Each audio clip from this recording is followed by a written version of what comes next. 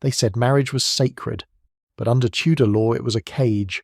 Imagine saying, "I do," and with those two words, losing your name, your money, your body, and even your voice.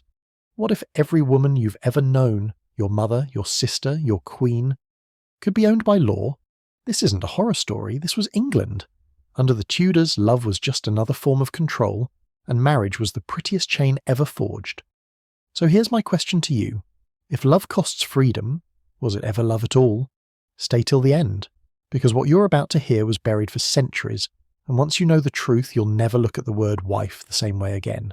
Before we begin, tell me in the comments, do you think marriage was ever about love or about ownership? And if you love uncovering the dark side of royal history, make sure to subscribe because what comes next only gets darker.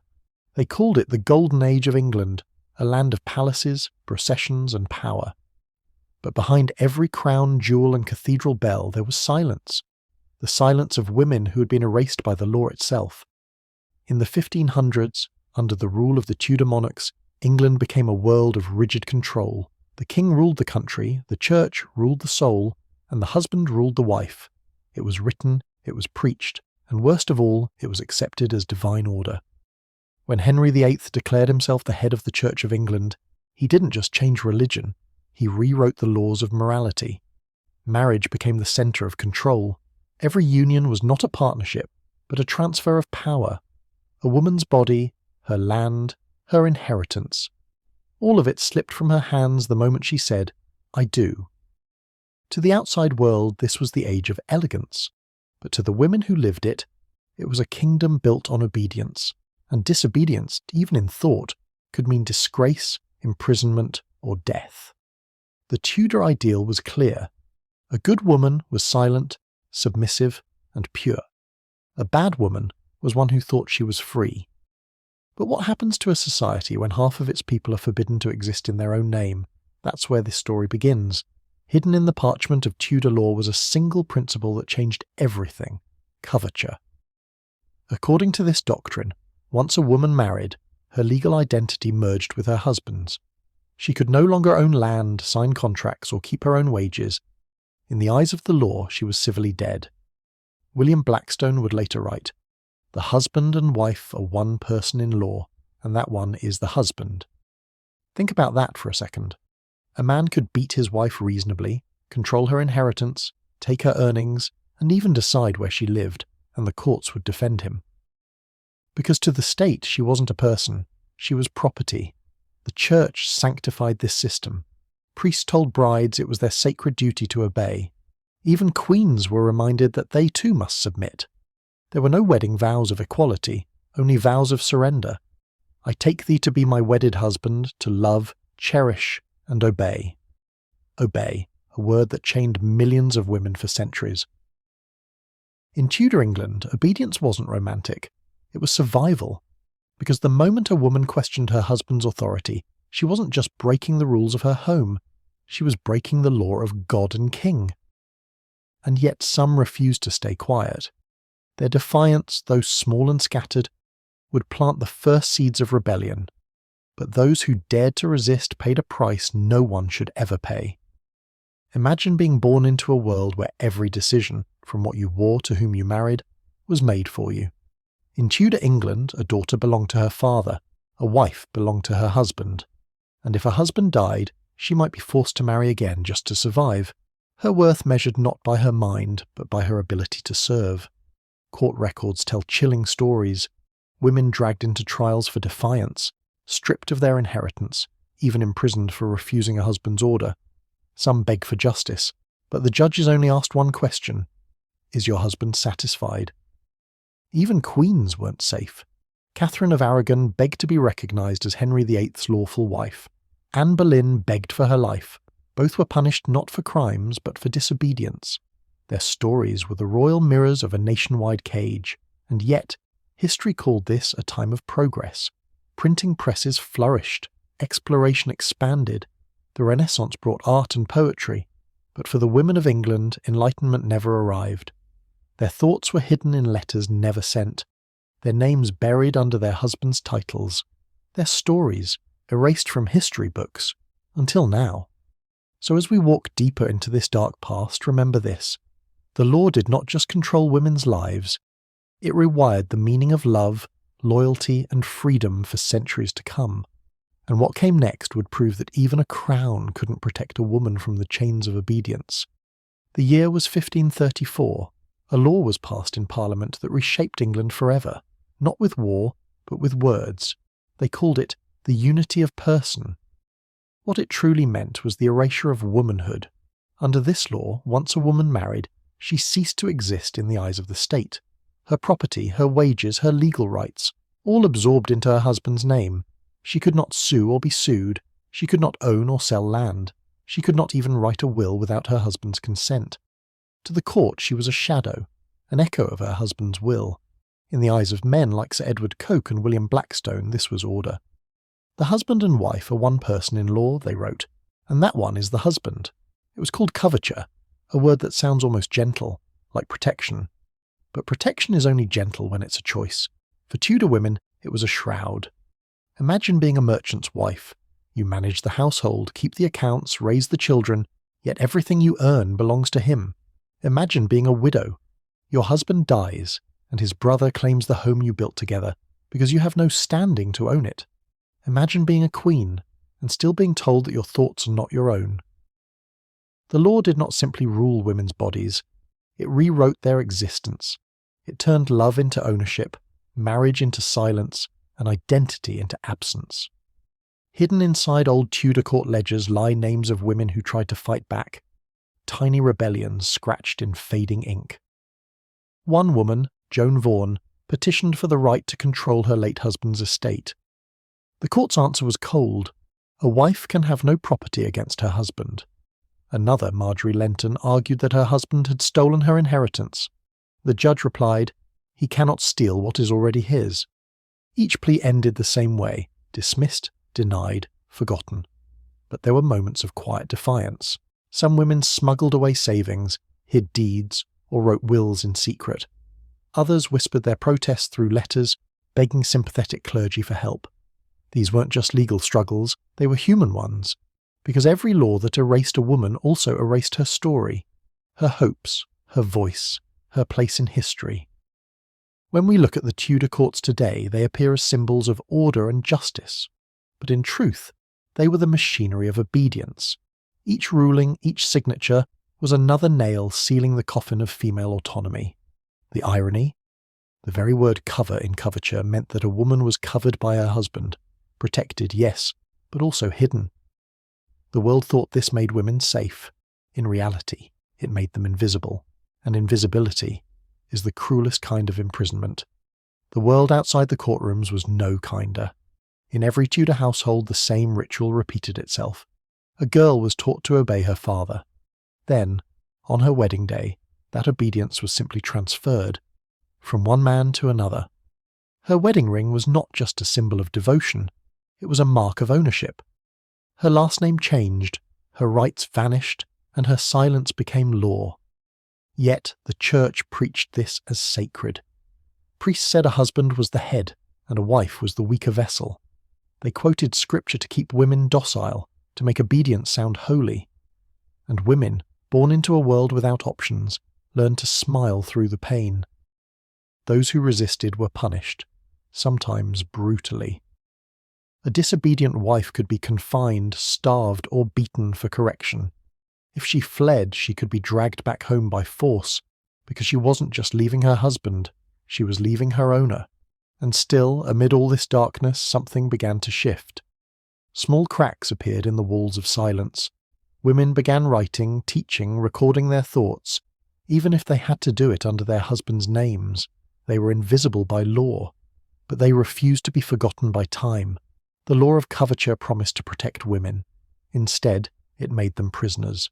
It told the world that love meant surrender, that devotion meant obedience, that silence meant virtue.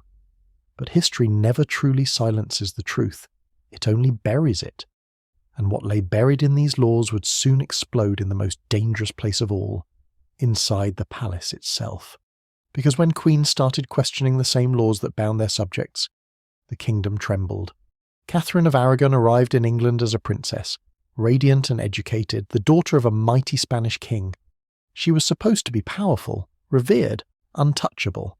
Yet when she married Henry VIII, all her legal and personal power vanished. Though she was queen, Tudor law treated her as a wife first, a subject second. Every word she spoke, every plea she made had to bow to the authority of a husband who viewed her as an obstacle to his desire for a male heir. When Henry sought to annul their marriage to pursue Anne Boleyn, Catherine challenged the king. She invoked canon law, cited scripture, and appealed to the Pope. Yet none of it mattered. The law, the very law meant to protect the sanctity of marriage, was twisted into a tool of her humiliation. Her crown could not shield her. Her dignity was mocked in the courts.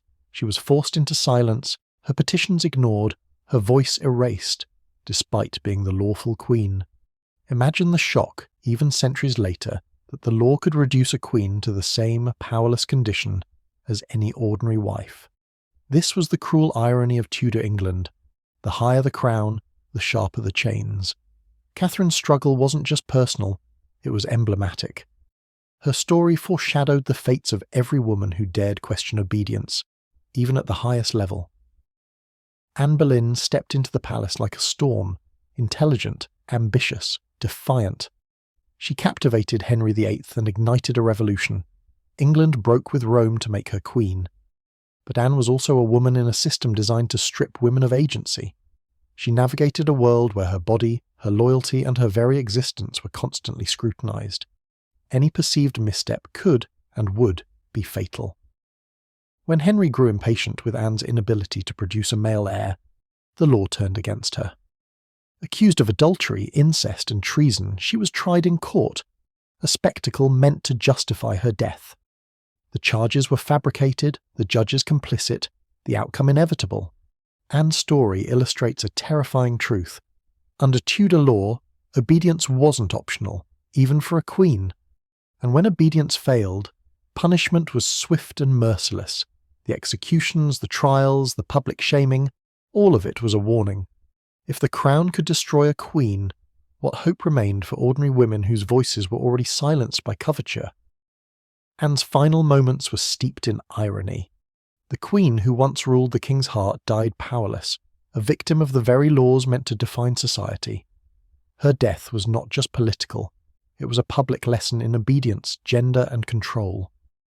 Catherine and Anne's stories were extraordinary, but they also revealed a universal truth in Tudor England. No woman, no matter her title, was immune to the law's cruelty. The monarchy itself used these laws to maintain order. Queens were not partners in power, they were instruments. Political alliances, succession, and inheritance dictated every marriage. Love or consent had little role in shaping their fates. Even Elizabeth I, the famously strong and intelligent queen, had to navigate a world built on male dominance. She wore the crown with brilliance, but every decision was a careful balance. To appear obedient when it suited her, to assert authority only when it was safe. These royal narratives echoed through the lives of ordinary women. They served as cautionary tales. Defiance was dangerous, obedience was survival, and identity was fragile. The tragedy of Tudor queens was not only personal, it was systemic. Their struggles illuminated how deeply entrenched the control over women had become, not just in courts or homes, but in the very foundation of law. By studying their stories, we see the full spectrum of oppression. From the streets to the palace, the law that enslaved wives was impartial, relentless, and absolute. And yet the courage, wit, and resilience of these queens planted subtle seeds of resistance, hinting at a future where women might reclaim what had been taken from them. As we leave the royal courts behind, the stage is set for those who dared to challenge these chains, the ordinary women who began to fight back quietly, persistently, and at great personal risk. In Tudor England, the law told women to be silent, but some refused. Their resistance was subtle, clever, and dangerous. Court records reveal the lives of women like Joan Vaughan, who tried to reclaim her late husband's property, and Marjorie Lenton, who fought against her husband's theft of her inheritance. The courts often laughed at them, dismissed them, or punished them, yet their petitions reveal a stubborn refusal to vanish. Every hidden letter, every secret deed, every whispered prayer was an act of rebellion. Women hid money, crafted wills in secret, or appealed to sympathetic clergy. Their victories were small, often temporary, but they defied the notion that obedience was absolute. Even when punished, these women left traces. Letters survived, accounts were recorded. These tiny cracks in the wall of silence hint at a quiet revolution, one that would not fully ignite for centuries. Imagine being a mother, knowing that the law can steal everything from you at any moment, and still daring to fight. That courage, though often erased, is what we uncover now. The hidden backbone of Tudor resistance. The cost of defiance was brutal. A woman who refused to obey her husband could be confined to her home, beaten, or publicly shamed. Some were imprisoned without trial. Others were denied access to their children, cut off from their homes, or forced into marriages they did not consent to. Records tell of women dragged through streets for defying their husbands, of lawsuits deliberately stalled to bankrupt them, and of inheritance claims destroyed by men with legal power. Even letters of protest could result in interrogation, fines, or jail. Yet, despite these horrors, women continued to fight. They learned the loopholes of coverture, found allies in the clergy or sympathetic nobles, and used wit and secrecy to protect what little was theirs. These acts were dangerous but necessary. They remind us that oppression, no matter how absolute, can never completely extinguish human resilience. One particularly shocking story comes from Elizabeth Hutton, a widow who refused to surrender her home to her late husband's family. She barricaded herself inside, wrote secret letters to officials, and refused to leave. Eventually she won a small legal victory, a rare triumph in a system designed to crush women's claims. Her story was almost forgotten, but it survives as a testament to courage. The silent rebellion of Tudor women didn't overthrow the system overnight. Most battles were lost, most voices silenced. But the resistance planted seeds of legal and cultural change. Women's petitions, letters, and hidden wills slowly created a record that historians now study to understand the true scope of oppression. These documents reveal strategies, resilience, and determination that were invisible at the time but echo across history. Some women found support from powerful allies, including sympathetic members of Parliament or the Church, though these were rare. Their victories were symbolic, proving that the law was not unbreakable, only as absolute as society allowed it to be. The stories of these women remind us that even under the harshest oppression, courage persists. Ordinary women in Tudor England risked everything to fight for autonomy, property, and dignity, lessons that resonate centuries later. By understanding their struggles, we see the roots of modern female resistance. These silent rebels may not have changed the law immediately, but they changed the narrative. They show that even when erased, women could leave an indelible mark on history. And as we prepare to see the consequences of this oppression ripple through time, the stage is set for the final chapter, the legacy of these laws and their echoes in modern society.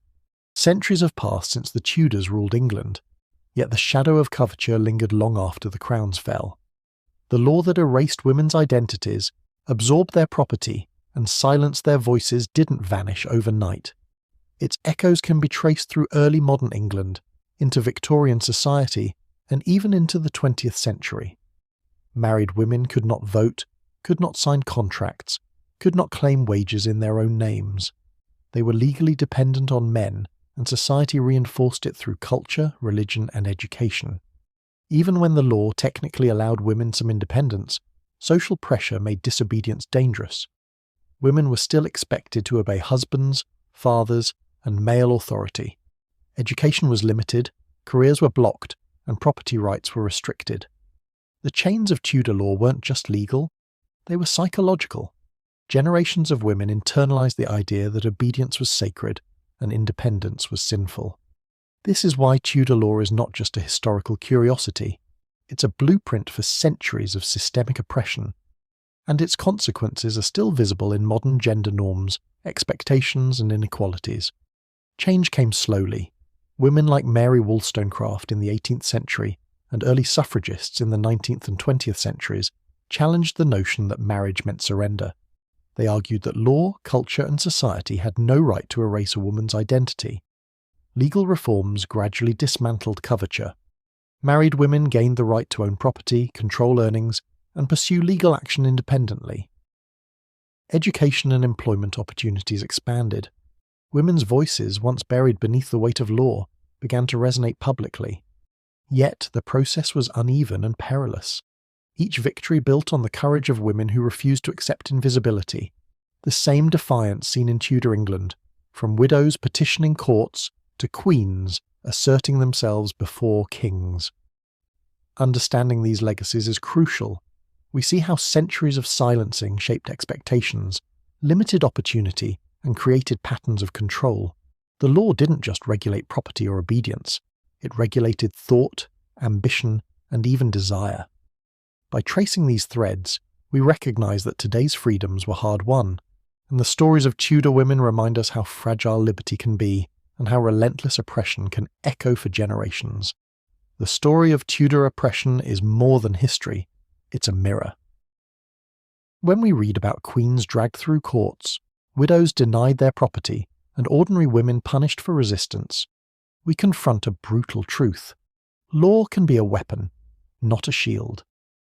The legacy of Tudor law is visible even now, in debates over marital rights, inheritance, and societal expectations. But it is also a testament to resilience. Every challenge, every letter, every petition kept hope alive. For the audience, the lesson is clear. Oppression may silence, but it cannot erase the will to survive and resist. History remembers those who dared to defy, even when the odds were stacked against them. So the next time we hear the word wife, queen, or married woman, we must ask, what does freedom truly mean? And how far have we really come from the chains forged under Tudor law? Because understanding this past is not just about knowing history, it's about recognizing the echoes of power, obedience, and resistance in our own lives today. And if these stories shock you, anger you, or move you, share your thoughts in the comments. Talk about the women whose voices were silenced, and those whose courage inspires us still. Subscribe to uncover more untold histories, because the truth about power, oppression, and survival is far darker and far more gripping than most of us ever imagined.